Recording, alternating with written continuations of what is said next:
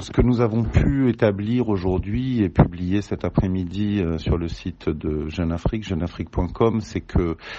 Diarisso a manifestement été, ça nous vient d'une source officielle apparemment extrêmement fiable, a été donc localisé par les services de police français. Que le scénario qui se dessine, c'est que Dieu merci, sa disparition n'a rien de tragique, d'accidentel.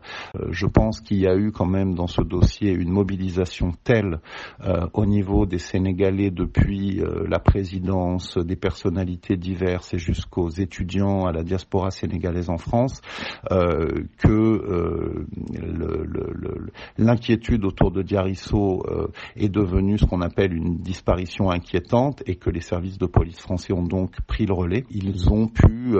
retracer où elle était, ils ont pu même la contacter d'après les informations que nous avons, en tout cas au moins la contacter sur son téléphone puisque manifestement sa puce est restée active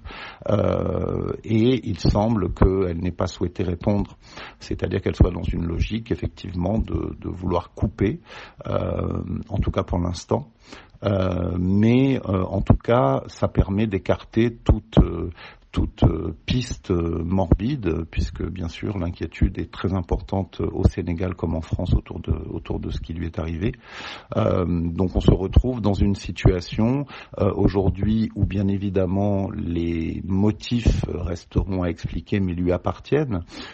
et n'ont pas forcément vocation à se retrouver à la une des médias. En tout cas,